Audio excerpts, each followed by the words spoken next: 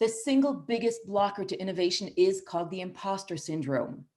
It's the feeling that you don't really know what you're doing, and it's just a matter of time before you're found out and exposed as a fraud.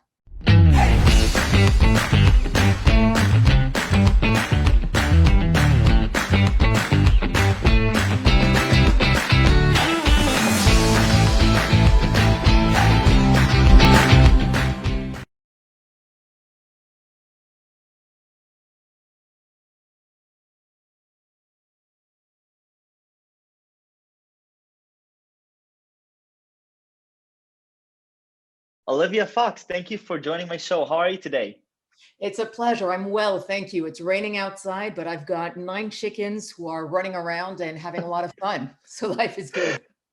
I love that. Well, I have to hear a little bit about the setting that you're at in a second, but first, your background is just so incredibly impressive, and I'm just so in touch with so many of the things that you've done. Besides the fact that you're a renowned lecturer at so many different wonderful universities, and you're the director of innovation leadership at StartX, that I had the pleasure of visiting quite a few times with my time at Stanford. I believe that you have been teaching a course at UC Berkeley Business School that you actually had to have people stand and guard off from students from entering because it was overfilled.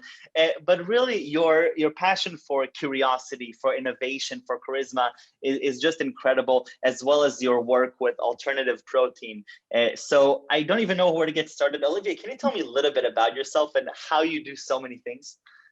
Sure. I think the most interesting thing for me these days is that I only recently, like in the last year or two, learned that turns out I've got Asperger's, which the day I discovered, I was like, yeah. So when I heard that, I was like, fuck, if only I'd known this 40 years ago. Because growing up in Paris, what you've got to understand is there are implicit cultures like France where things are often not said, and your ability to understand the subtleties is critical.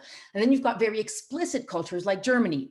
And so for an Aspie to grow up, not just in France, but in Paris, is pretty much the worst confluence you can imagine. I imagine only Japan would be worse. So anyway, childhood sucked as far as my environment went. My father is, if you think I'm impressive, my dad's not just an authority in everything from fluid dynamics to particle acceleration. He also reads ancient Greek, speaks fluent German. I grew up with that, right? So it was clear to me I was never going to go into science because there's no way I could step into my father's shoes. And what I like doing, though, what my dad gave me was the analytical mind. What my mom gave me was curiosity about humans. And I like taking things apart and seeing how they work. So that's why I started with charisma, because when I was around 18, I decided, all right, I got 2 choices. Either I exile myself on a desert island, or I learn how to make this whole human thing work.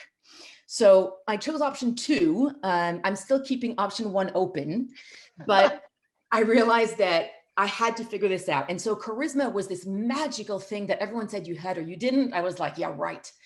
And so I took it apart, figured out how it worked, explained it to the world, published a book, moved on.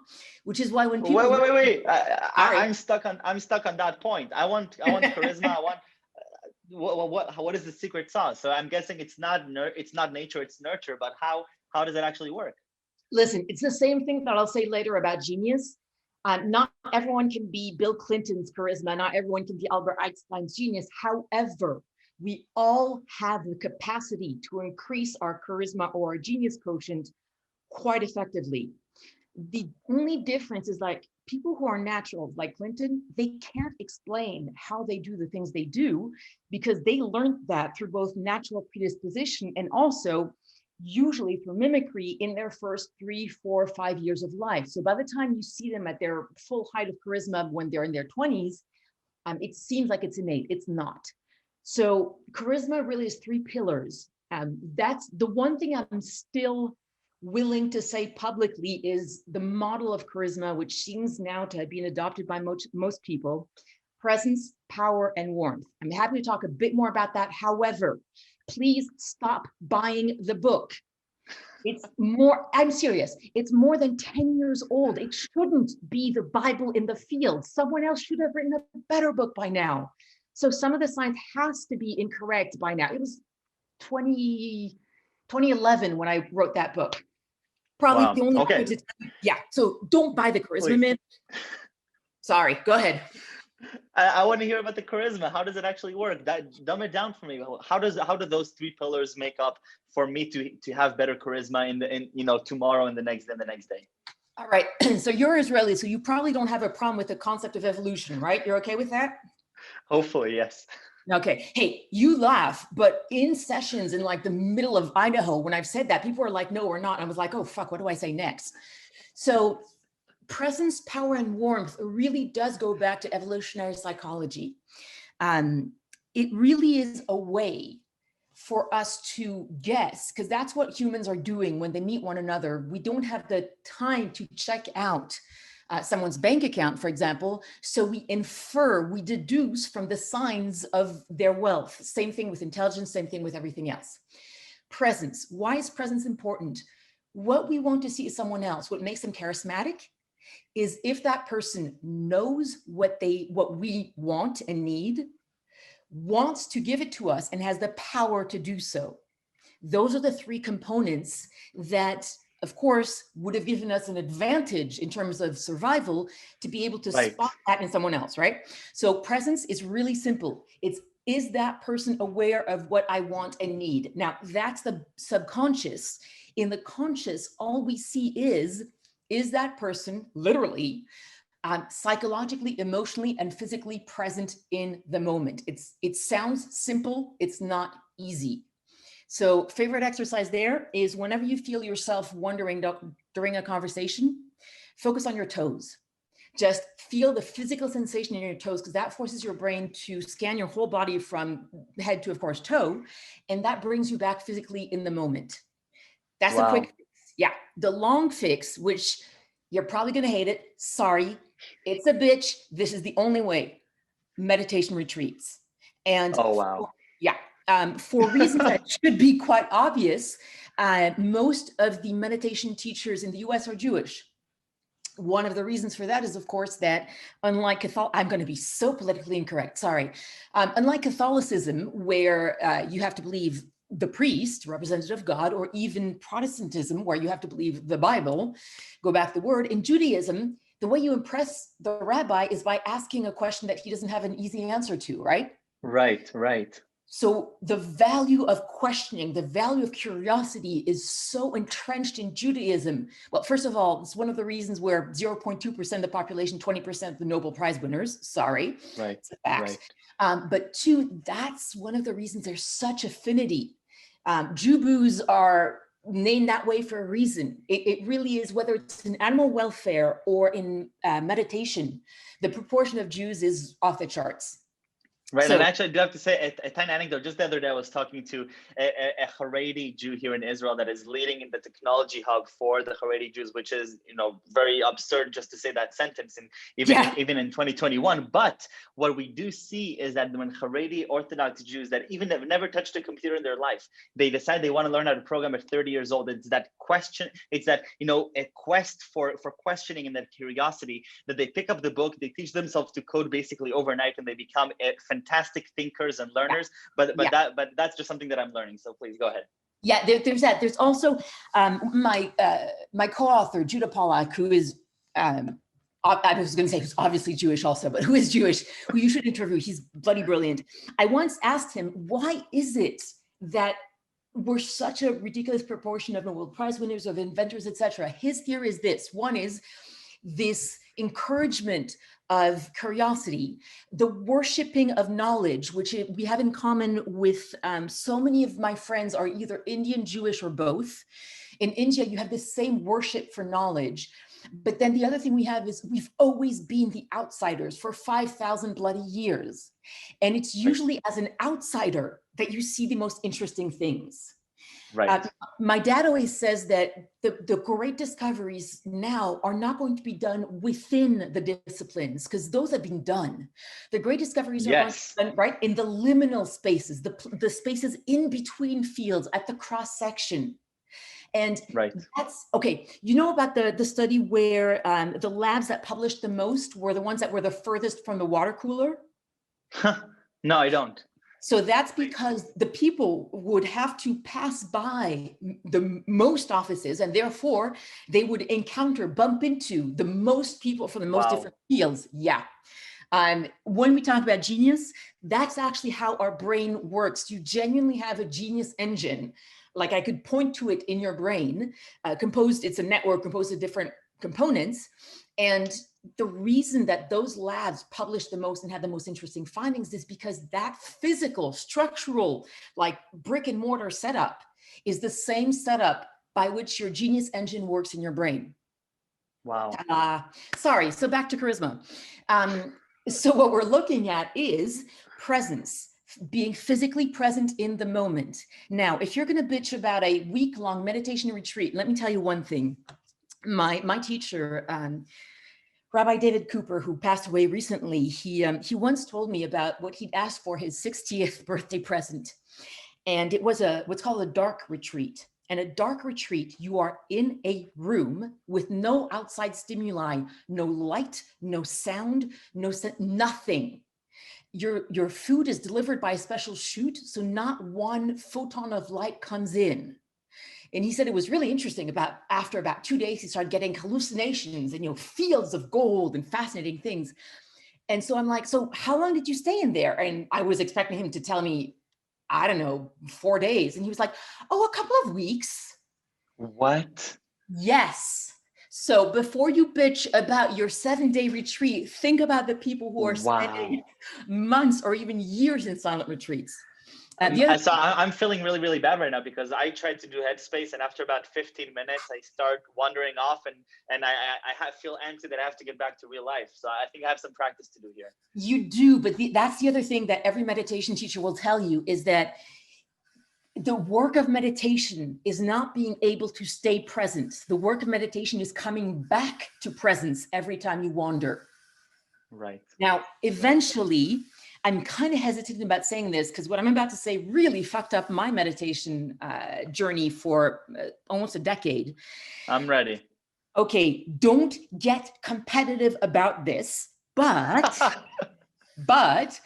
there are what's called jhanas, usually spelled in English Jhana, though of course it's a translation of Pali, the language of the Buddha, so who knows what it should be spelled as. But there are jhanas, these different stages that you go through in meditation. I've heard it described by people who were previously drug addicts and are now meditators as it's like the best high you could ever get, but without the drugs, except with a lot more work. So I've experienced jhana 1 through 3. It's pretty wild. In jhana 1, it's just you drop below the mind. It's like you really can almost feel the mind. It's like waves on the surface. In jhana 2 and 3, I had moments where I was fusing into time. There's no better way to explain it. Now, I didn't go further, but in jhana 5, 6, 7, and 8, people describe systematically the same experiences, but they really sound like they're high out of their minds on something. So now that I said this, try to ignore all of this, because the best way to really screw up your meditation progression is to see it as a linear progress, which it will never be. Right. Yeah. Right. That being said, my favorite retreat ever was, of course, a Buddhist retreat held in a Catholic convent led by 2 rabbis who don't believe in God. It was bloody fabulous. I can't even imagine. It was fabulous. The one meditator I would recommend is a dear friend.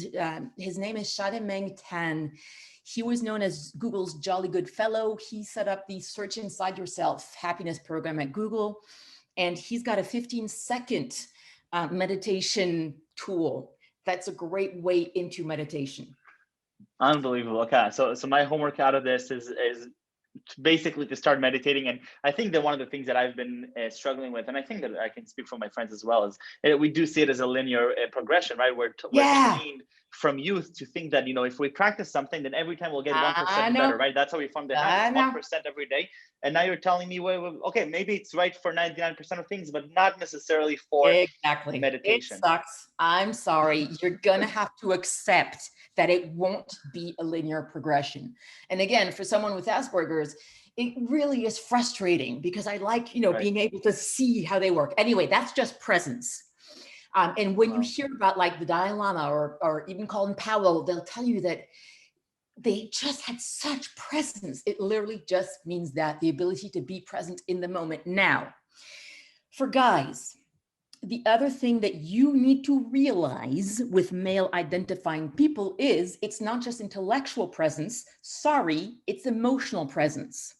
Right. In meditation, most of us, those who are comfortable with a nice, dry cognitive work of the mind, we're going to gravitate towards insight meditation, Vipassana meditation. And that's great, but that's a cop-out.